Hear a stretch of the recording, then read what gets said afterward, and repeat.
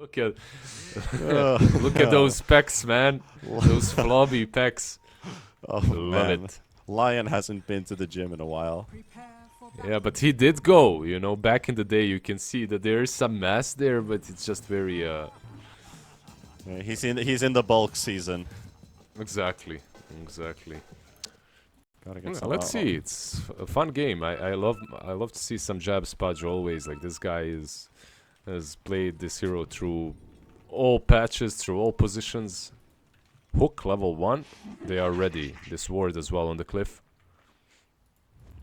And you could, with your Pudge, if you want to be very frisky, since Jabs has this Pudge, you could do the hook into mid for that first blood. We've seen it happen once. Yep. Let's see. Lina queuing up. Just Falcon Blade Maelstrom, nothing crazy. On the other side, what do we have? Pretty much the same. Wind Ranger going double bracer, power threads. Yeah, Lina and Wind have put most of the stuff in their quick buy. And of course, there's Castaway with the Vengeful Spirit doing the same. How do you feel about Mars being mid? It's pretty good, right? Let's see. They got the stun already onto Bombi, but no follow-up. LSA. Pudge, though. Hello, sir, so Jabs. close, but Jabs, who dies first? Jabs very likely is the one to drop. And Neon with the first blood. CDR. Fine. Oh, the Blocking blocks. Q, the body blocks, making sure that the rest of his team can help him out. And of course, he's going to get And the now, last hit. and now. There we go. There we go. There we go. That's the way to do it. I mean, he deserves it. I mean, he deserved it with that block. I'm just looking at the bench. This set is way too beautiful. If I didn't know how she walked, I wouldn't even be able to say that that's Venge. She's so white and light blue. It's gorgeous. Anyway, Lion, much nicer. Lion. Lion Pudge. Yeah. But that's 2 kills to start off your laning stage for Neon. So that's a great start. Great start coming into this series. Aurora were the favorites in the pre-game. But do things change from there? Jabs is gonna hook Castaway right to him. Venge is already down to 200 HP. Not sure like who I would say the favorites are when looking at the drafts. Like I would Looking at the probably drafts would be different. yeah. I'm saying looking at the pre-game. Pre-game, yeah, definitely. Pre-game, Aurora. Just the names that they are carrying on that squad are pretty damn big. Very But it was heavy. the same thing with Blacklist. And what happened to Blacklist? They lost 2 series in a row, and they're out. Yeah, that's true. That's true. Times are changing. It's one of my favorite, by the way. Well, not a quote, but saying. Yeah. Times are changing. Also, what is another one of my favorite sayings is there's a time and place for everything, and that's from the first Pokemon when you're trying to use your fishing rod in the wrong place. There's a time and place for everything. Dude. Good times, Pokemon. I was 7 years old, and I was just like, "What is he trying to tell me? Like, Dude, why is it so cryptic?" My story with Pokemon before we go further into the game was it was on German and I couldn't goddamn speak German. Oh, nice. And I couldn't understand why how to bring the light into the cave. You know, the first cave when you need the Pokemon with Blitz, with some light. I didn't get the light. It was terrible. Das ist nicht gut, wenn du nichts Deutsch verstanden. Ja, sehr schlecht, my friend. Alles gut, alles gut. Oh, the hook Alles does klar. connect onto CDR. Und CDR is fighting with Jabs. Jabs might get the kill here first, unless he does do some work. No, it doesn't. Jabs is hiding in the trees, and Castaway can't help him out, so Q scores the first for Aurora. Das ist sehr schlecht, mein Jawohl. Freund. Jawohl. Not very good. Pudge nicht getoten. Anyways, Lina and Lina having finally a good match on top lane, 2 ranged heroes, able to match her range and attack speed, so she's not having the freest of the games that she usually has. Windrunner even having 3 last, it's more. and the mid lane Bombi, completely I'm even. curious though. This is not a lane where you can safely level up Cold Embrace. The last time he did it, it was against the Alchemist, who was basically full-on physical damage. Yep. I mean, getting Cold Embrace 1 level eventually is okay, value but value point maybe for if you're behind the tower or something. But he had 3 points Arctic Burn, and I'm curious if he wants to do it again. Skip He's Cold gonna do it. Embrace, get 2 points in Splinter Blast, get the 3rd in Arctic Burn, then hit level 6 after. Look at his build, man. He has 2 circlets. Like, this guy is... If he wants to hit people, I feel like he's gonna do it again. What did he have? Like 2 bracers that game? Mage Slayer? 2 bracers, yeah. I mean, it is a hero that's literally the mid build. So, maybe a Witchblade sometimes on mid, but still. Lena's actually not doing too hot in the CS department. 12 to the 18, and the 10 denies by JG. So there's probably a good reason why this offlane Wind Ranger does seem to work.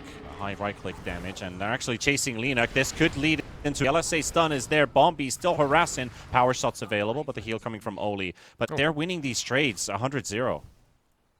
They're winning these trades. They couldn't kill her because if you look at JG, level 3, but level 2 in Wind Run. Only 1 level in Power Shot, which is interesting. I mean, it's good versus Lena to trade hits, but if he had level 2 Power Shot, maybe that was a kill. Maybe JG wins it in the long run. Yeah, but I mean, look, if he had 2 levels in Power Shot, maybe Lena wouldn't be that low because he's out trading her. So it's all optional, conditional. Armel with the first pick Pango into the draft. He's doing it all right time. Oh, actually, bottom lane's Q. That's the one to drop on the hook. Oh, what the hell was that hook? Castaway. He just walked into that one. Yeah, but you don't want that hook, do you? Like, you just get wrecked. Get Shrek'd. At least Le Shrek is not here.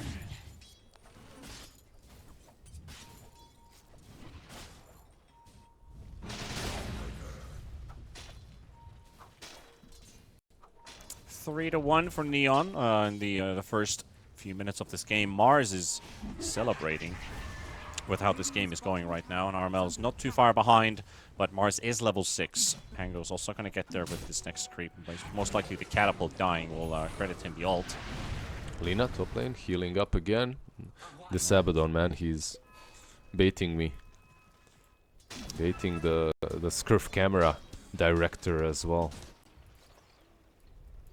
Yeah, like this game has tendency of 3 different fights breaking loose at the same time, which is probably an observer's nightmare.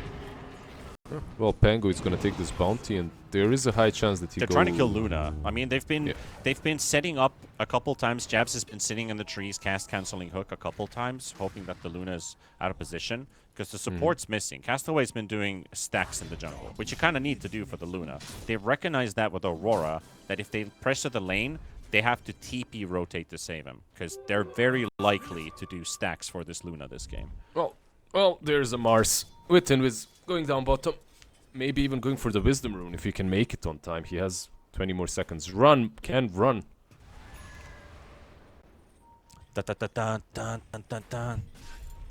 Mars on the hunt for the 7-minute Wisdom Rune. Holy, if he actually kills the Lion here. Dude, he could totally kill the Lion. This is bad news for Lion. This is very bad news for Lion. Actually, he just walks away with a Wisdom Rune, dodges the stun. Castaway gives him a because tip. of the Pudge. Pudge is coming for the hook. Do they have any info? A bit too late. He could have killed the Lion, but he would have died if he stayed there. So, smart call. And now he rotates top, actually. Go for his own Wisdom Rune, you know, be the smartest man, 900 IQ. He could, but I think they're hunting the Lena. Scouting with the power shot. They will run into her. And there goes your 23 Savage. No response from Aurora on the other side of the map, so also rotation leading into also the tower. He tried getting that last Centaur on Lena, but yeah, it didn't work. By the way, that's 2 tips from Castaway to the same player inside a minute. Okay, Who's he tipping? Let me see. He's so impressed by his Mars, he's tipped him twice now. He's in love. Nothing wrong with that. And they could set up Lion Q here. He's slowed up by the blood grenade. Has stun available now. Hex comes out as well. He's actually going back in because Pango's here. Armel, they just set Castaway for a ill surprise. And Oli also TP'd into mid. I don't know what the Abaddon was up to. Probably suspected that maybe there's more people coming into mid. That was a bit unfortunate, by the way.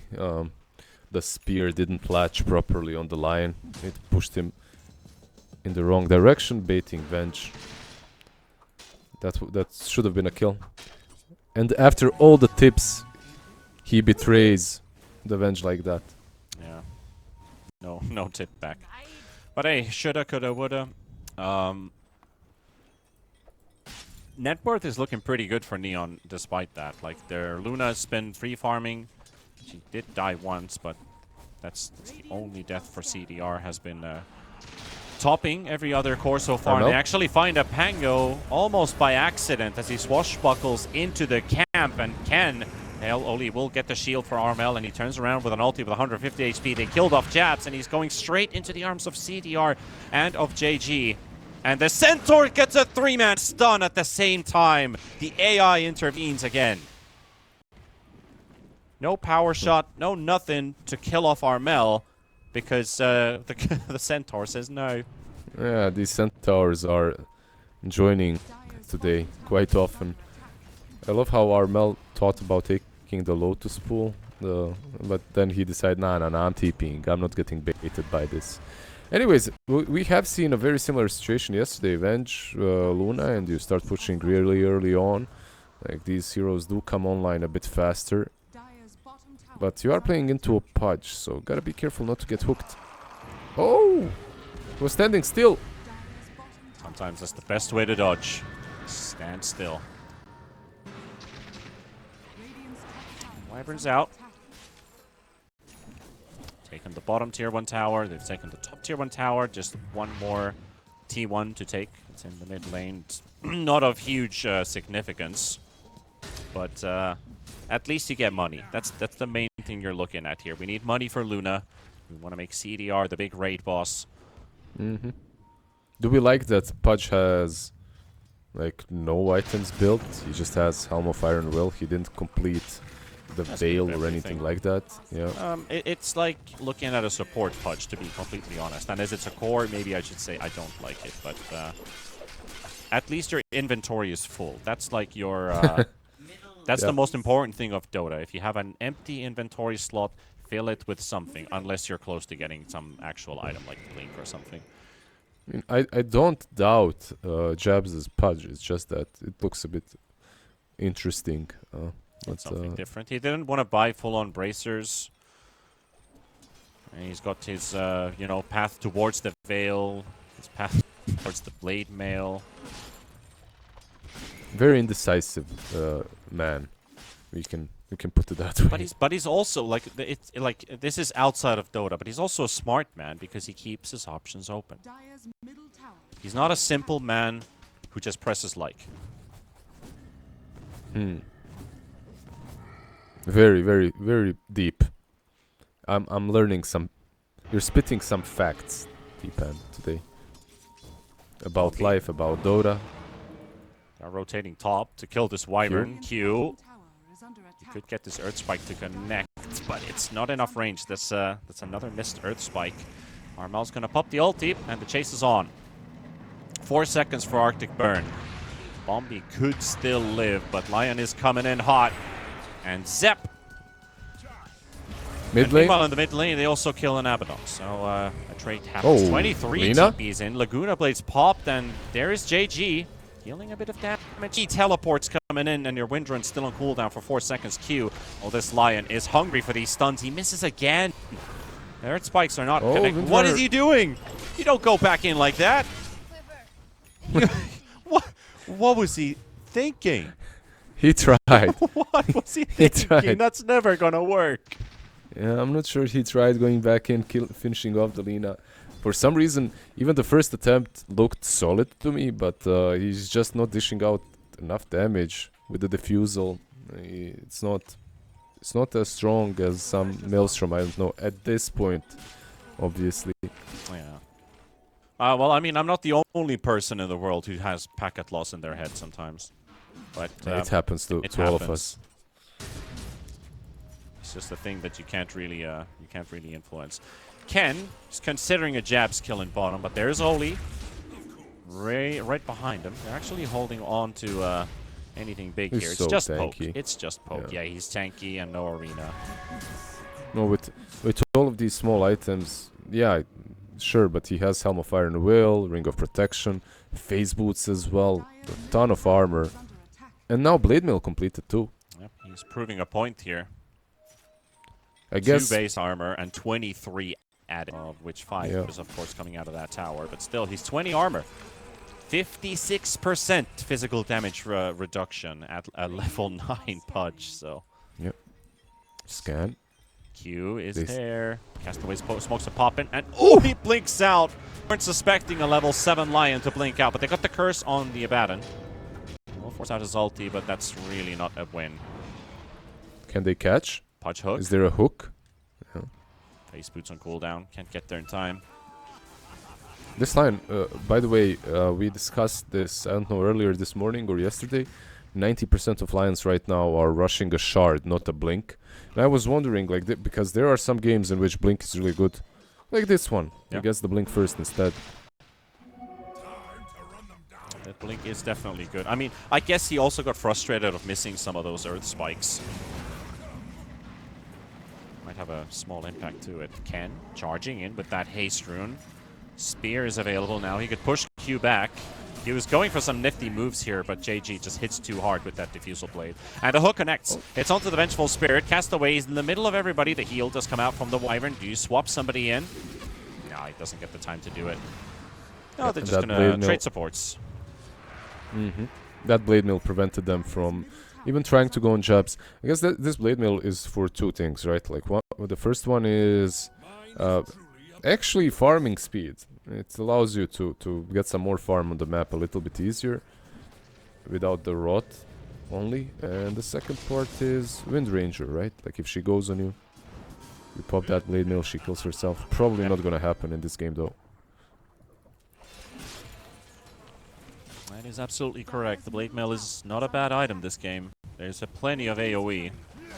And of course, single target is also added into the mix, even if they just ignore the Pudge. But there's Eclipse, there's the Winter's Curse, Power Shots, Venge Wave. You know, there's a lot of stuff happening in fights where you're bound to reflect some of that damage back.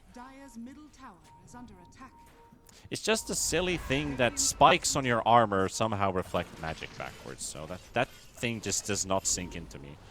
Meanwhile, they found JG, and Jabs, he's slowly but surely killing this Wind Ranger until Ken intervenes, drops the arena, has 3 heroes inside. Oh, he might actually die. There's a swap from Castaway. It's a good swap, and it's a good curse. And there's the Eclipse. CDR intervenes, and 23 is down. He is tanking a lot of damage, and there's a finger, and they're not afraid to use that finger. Ken gets pushed down onto the low ground by Armel. They're fighting Jabs at the backline at the same time. The Pudge will drop, so they are taking the risk of that focus fire on the Blade Mail, but they get the job done. Both carries dead. Yeah, I really think this Luna did a good job at joining their fighting. At the same time, she needs, what, 1,200, 1,200 gold for BKB? Yep. That would have been amazing in the last fight. Unfortunately, she did not have it. We'll have it for the next fight, though. Yeah, and even to add on the point, this Luna probably needed, like, you know, an extra 2.5k net worth to actually win that fight for the team, because he only dealt 700 damage and then died. Yeah, yeah. Still level 1 Eclipse, right? Like, not a ton of damage that she's dealing.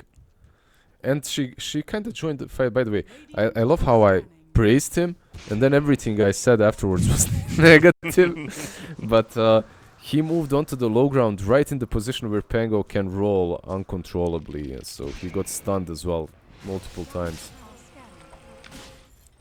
Jabs did complete his veil, by the way. Has that veil now with the Blade Mill. And Shiva's next. A lot more armor coming his way. Yeah. Oh, also, by the way, shout out to Moobot, who's saying your casters are Gareth and Lacoste. Hell yeah. Nice. Nice. That's a one for the books, and actually I ran into that one before. I mean, I'm confused with Lacoste very often as well. Not super often, but we are both Slavs. Similar accent. Yeah. One I has mean, better I talk puns, German, but so Gareth sits in fine with me. wait, Garrett is... okay, he speaks German, but he's a Brit. German. He's Brit, yeah. I know. Garrett, the most common German name. Yes. Gareth. Yeah, you talked about the Shivas for jabs. He's recipe short from it. 1100 gold, and Pudge has his big item. Already has So cool how Crux on the useful Shivas is, right? And how easy it is to get it now.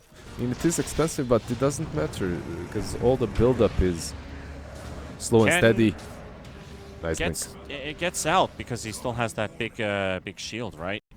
Wasn't actually getting hit by Armel for a couple seconds, so. Can they rush? This would be pretty big brain if they can just get this Roche out of the way despite losing their arena, so they're not really in full fighting capacity. It does look like able to get it before Aurora realizes that this is happening. Yeah, it seems that way. Pretty smart. You know, usually you give a support away when you're starting Roshan just to get information. It's like a tactical feed in a way. You don't always have to die, but most cases like a support gets jumped because you know they're there instead of fighting you for Roshan. But now you just use the Mars ulti. Just notice they're still defending a tier 2 tower while you're doing Rosh. So good play from Neon. Yeah, and they are going back top. I don't think the Spango is an easy kill. They need some more control, but maybe a tier 2. Let's see what they go for. Just continue farming, I guess. Dezo, how do you feel? You like the Dezo, right? Like you mentioned it on Mars. In games where you are ahead, it's good. Yeah. Some Mars players still build the Dezo even if they're like behind or the game is somewhat even. There's not a lot of action happening, but I really like it in a scenario when you're a little bit ahead. Like especially when his net worth is this high. You got confidence in what's going on. You get to push these towers down faster. It really helps your push. Yep, more minus armor with the Venge, with the Luna. You can delete Lion, which is an issue. If they were watching that last series during their break, you would notice how difficult it is to fight in that Lion shard. He's not buying shard, He's by the way. not buying it, yeah. Yeah. He's going Aetherlands next. I guess he really wants the Tormentor to give him one, but it gave the shard to Oli instead. Sag. Some missed opportunity with the RNG, not getting it on the. He's got 0 points in Curse of Avernus, and his shard, I believe, works with Curse of Avernus. So. Yeah, increases the base low on the curse. Yeah. But you do your physical damage output with the Mist Coil. That's the main thing. But that's why I liked Abba carry when this thing was introduced. Oh, CDR jumps in. Instantly jump. Nice 2-man stun from Q. The hook as well. Luna is pushed. The BKB swap there as well. They got the Eclipse. They could blow up Jabs here. Mel is also taking some big hits, but they've not touched Alina. Good curse from Bombi. Slows him down, puts him on the spot. Lion has died. Armel's got no ulti, and Lina wants to fight all the way through. Throws in the Laguna Blade. JG, they got the spear, and there goes your Lina. Taken by the Luna. Ken gets the kill for it. Oli and Armel, the last ones remaining. Neon school this fight. Perfect execution and great saving abilities. They could have lost the Luna right away at the start of the fight, but it just turns right away. Yep, very nicely done by them to anticipate what's going to happen. Be in position with Venge and Mars, and honestly everything else was kind of cookie cutter, you know, default Dota. I'm gonna swap the Luna that they're going on. This Pudge isn't going to be able to do much about it. Like, going on a Luna like that might work because of the finger, right? Like, but it's very optimistic. It is. I mean, they've done it before, but this was literally the start for the fight. So you really need to get everything on top of her at the same time to make it work. So they didn't listen to their guts. The time they did it before, it was when when Luna came in last, the swap already happened, so they actually had the damage. And there was no save on Neon this time around. There are saves.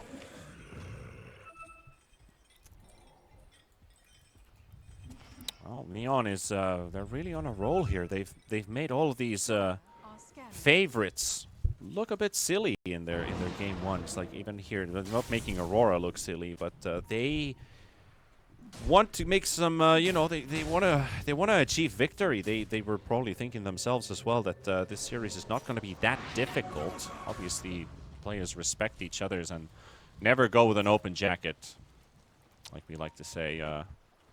It's usually an ice hockey term. Yeah, because it's cold in Finland, right? Yeah. It's just I'm not sure if that's a saying like universally, but we usually say it like coat open or open jacket. Never heard it before, but that might just be me, you know. I didn't hear about a lot of things. Anyways, mid lane, there's probably gonna smoke up. This is why would they else be hugging, right? Yeah. No smokes actually. So when you go somewhere with your coat open or jacket open, it means that you're coming ill prepared and you're underestimating your opponent. It's kind of like easy game mentality. I see. I get it. Like a bit cocky. Yes. But really just disrespecting your opponent's strength. I don't think players really. Not all teams are like that. Not all players are like that.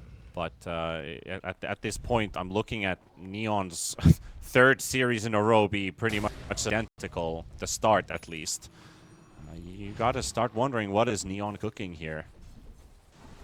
A win here would credit them that grand final slot. This is the match for the grand final spot, by the way. So Aurora also understands what's at stake here.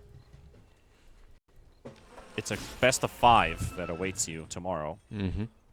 Yeah, it's a long fight to the top still left remaining, but a long fight to finish this game too. I feel like, yeah, you're in front 6k ahead. It won't be simple to take these big objectives away from Aurora. And Aurora, they still have some, you know, like this long-range Lina that can be really troublesome to deal with. She's buying an MKB next, it seems like. Travels MKB most likely to dish out even more damage. Right now, I do think that they're lacking in that department. Let's see. Smoke up. Nice blink Fast dodges fingers. there. Yeah, fast fingers. Be able to dodge Neon for the time being. Aurora just backing out. They do have the DD on the Pango, but they are still facing a lot more damage on the side of Neon. They're going to start sieging that tier 2 tower as we speak. Pudge is not there to join the Dire team. They are pinging it quite heavily. Like and also has a shield rune, rune. That's a big one. I don't think he built Kanda before. This is the first time I'm seeing him build this item. But okay, it's kind of cool on Lucent Beam, right? Like every time you use it. It's massive with Lucent Beam, yeah. That one game that we cast in NA with DK Truman, we had the Luna versus Lycan care, and Luna it kind of gave the same shock and awe effect of when you had the Ancient Apparition and his Ice Blast debuff, when we were like, whoa, what was that damage? That's what Kanda Lucent Beam does. It's the same effect. It's a massive nuke. Yeah. Looks solid. 320 like base damage on beam damage, and then on top of that, the crit. You're doing 420 magical damage plus 75% of your attack damage, and then you apply a slow. But it's more about just the instant nuke.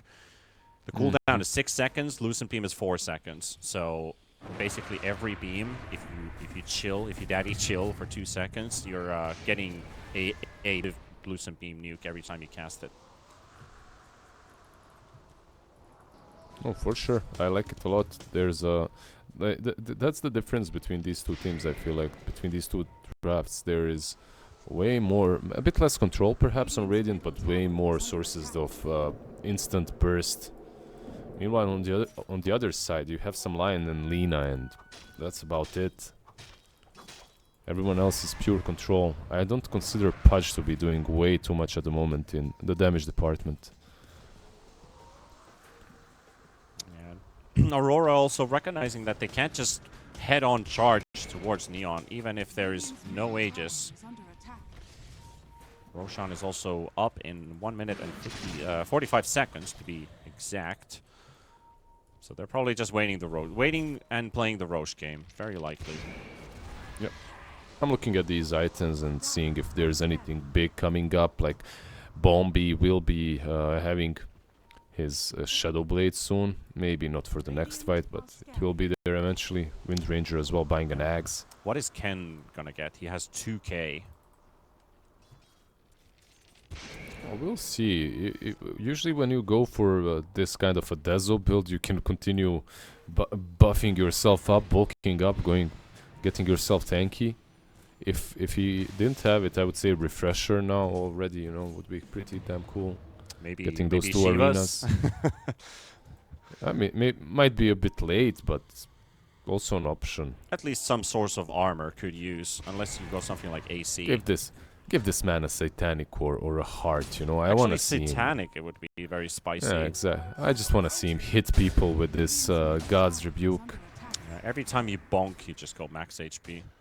Yep. It's a sight to behold. Then again, like you said, AC as well. Not necessarily the item. It's super often, but it's good. Like, you have a lot of minus armor already. A lot of synergy, a lot of utility on your side. Yeah, a lot of physical damage apply. You have 3 heroes that would deal physical damage, plus the Venge. So I think the AC could also benefit the team quite a lot if they just want to go through all this, all the tankiness. Like, they are trying to protect this Pango in Rolling Thunder. And then you have this Pudge who generally already has a lot of armor through his items. So you want to try and counteract all of that. Because you're looking at, from the Dire team's perspective, what do they have? They have physical damage. So they're trying to counter the physical damage with armor. That's just your natural path towards it. So you just either increase your damage or are they actually gonna go? Are they actually gonna go into the pit? Damn, this is the one I was thinking. Aurora's playing for Roshan, but Neon taking the risk to walk into the pit. Actually, it could just be a bait. Okay. Armel's already going in with the Rolling Thunder, and he's inside, but Roche hasn't been touched at all. They've got the Pudge hook and the connection with the ulti, but they're breaking it right away. Jabs is on the runaway. Armel's trying to interrupt them at the same time, but look at him go! CDR destroys him.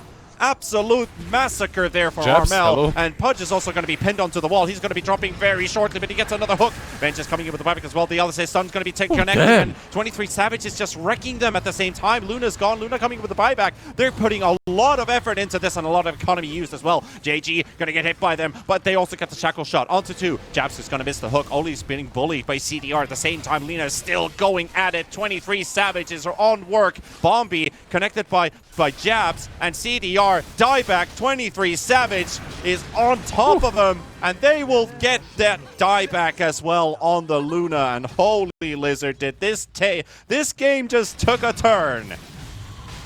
My god, let me see that damage. Lina, 7.6k, Pudge, 5k. I take everything back that I said about Pudge. This Shivas plus Pudge is looking insane. Jabs as well, it looked like he's just gonna die. He was just sitting on high ground after they killed Armel. Armel was completely isolated. The only one kinda caught behind the arena. I mean, he doesn't care about the arena, but everyone was hitting him, so he just died. But damn, the damage. What was crazy and what actually kept them in this game is the fact that Pudge didn't die. Like, he was about to, and then he just got healed. Abaddon shield, Photic shield, Solar Crest shield, Mist Coil. Suddenly he turns it on them and hooks the Luna in. Damn, that looked so much Neon favored. It was a very, very long stretch fight for Aurora. You've got 23 right-clicking throughout the entire fight, uninterrupted basically. Just a couple times had to reposition, but most of the time Lina was either in front of the Twin Gate and everybody was rotating around the Twin Gate. So she's technically doing damage with 100% uptime or downtime, whatever is the word I'm looking for, but constantly attacking somebody, and nobody is interrupting Lina at all. And everyone's hitting the Pudge and Oli's just pumping the Pudge with more HP. Yeah, I mean, I like their idea of being behind the pit and baiting them in with the arena, Mars being the only one in the pit, not doing actually Rosh. But at the same time, it's kind of bad when you are on low ground and Lina is coming from high ground. It just gives her so many options, so much positioning. Different positioning can be done by 23, and yeah, that positioning allowed him to get all these right clicks that you talked about, just constantly pummeling in. Wyvern couldn't find the right curse. Yeah, bit night and day with those fights concerning the curse. Last time Bombi had the free range when already a couple Aurora heroes were dead. There's less moving parts. You see the Lina pop BKB instant curse, but this was a different story. And it gives a nice flash of hope for Aurora, because now they're it's not just hope, they're in the lead technically. And that also puts Neon under pressure now that this game wasn't actually theirs. Luna still has a lot of scaling here. Still plenty of inventory slots to be filled, and also looking at that Hurricane Pike, just gap closing, which seemed to be a bit of an issue, right? You know, you've got one swap and one arena, you kind of have to click right away. Yeah, it is a problem that they have to find a way to get around, like maybe the spike on Luna, but you know what, like Kanda in that last fight looked garbage, I'm not gonna lie. If she had something just passive that allows her to hit, like a butterfly at that point, or I don't know, Skadi. Yeah, she had the butterfly and out for a second. Hey, 23 Savage. Front here. Ken's already revealed himself right there. He has the Hex available too, but Lina, oh, just destroying this Luna for the time being. Luna's trying to get out of the arena to make sure Luna's right clicks are being blocked. But Jabs is in there, and Luna being controlled and finally taken down. And Aurora take two. Dieback on the Luna once again. Or at least it's not the dieback, but there's no buyback available at least. Wind Ranger getting caught by Lina with the Gleipnir. The curse is there, but Wind Ranger's about to drop. Barely gets out there with the Windrun invisibility thanks to the Axe buff. Bombi trying to teleport out too. The LSA misses, Bombi's out. Yeah, next level TP. Just didn't even try running, just instantly TPs, so they miss all their stuns. Yeah, that fight once again started off great for them, right? It looks like it's going to be great, at least. Well, they jump on the Lina. They just needed to maybe insta Hex on Mars, because Lina got pushed and then she just popped BKB, and the only thing stopping her from hitting was actually the arena, but they weren't able to kill the Lina. Luna was about to die. Yeah, she instant, like this Laguna Blade, not really a recent change, but getting gold fiery soul stacks on Laguna Blade is massive in this game. She just pops Luna. Also, Defiant Shell worked really nicely for her in that fight. Yeah, big stuff. Big stuff for Aurora. They are going in again. They do know ultis are on cooldown and trying to surprise Ken here. He does get insta-hex there by Q. But the Earth Spike to follow up as well. Followed into the LSA stun. Jabs is looking for Bombi with a hook. Could have almost gotten a second kill right away. Bombi is just juking around there in the ancient camp. But Armel, he's high on his heels. He does have that Shadow Blade, so Armel's just going to cliff himself for a second. And Bombi's out. Oh, he's going to find a nice Lotus pool. Yeah, and Aegis is out as well. So, 23. He's down bottom. They do see him, right? The Watcher is theirs. No, it's not theirs. They don't have vision. They don't have vision, so they're probably suspecting someone to show in bottom. Actually trying to play a bait. I didn't see it from the minimap icons, which one it is, but yeah, okay. So 23 just farms up, goes back. He's moving towards that Satanic. If it was hard to kill him up to this point, when he gets Satanic, it's gonna be next impossible. Yeah, you already have almost 4,000 HP on this Lina that you need to get rid of, and you probably need to blow her up before she gets to pop Satanic. That's not an easy task. Yeah. Remember that they also now have a shard on Pudge, so that's also something that you have to worry about, because he can save all these targets easily.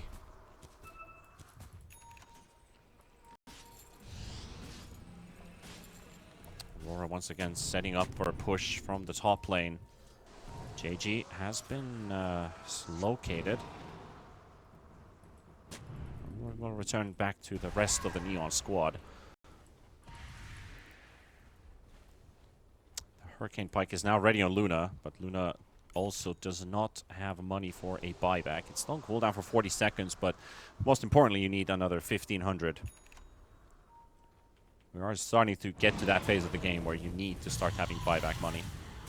Yep, and I don't see really that big of an impact from this spike. You know, some little bit of repositioning is definitely handy, but on one side on one side a hero finished Satanic, on the other a Pike. Which one are you more afraid of? You know what I mean? Like the biggest thing that they've got at the moment, the biggest effect that an item can have is this Hex on Mars. If they can somehow isolate the Lina, but she also has Lincolns, so even that is really hard to do.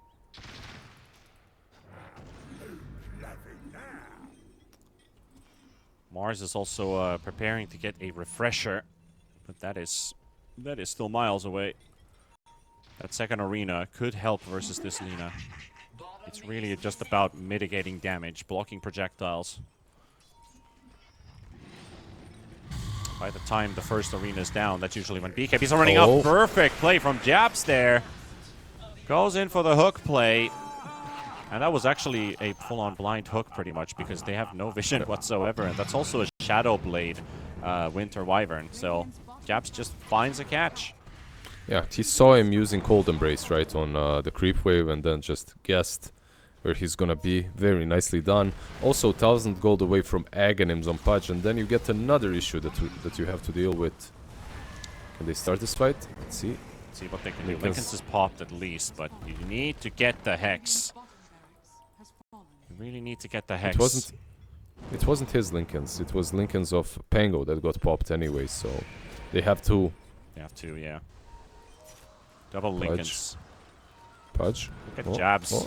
Absolute chat in the enemy base. He's just baiting a hook there for a second, and they're not jumping him at all. Oh, this is not your pause 4, Pudge. This guy has farm.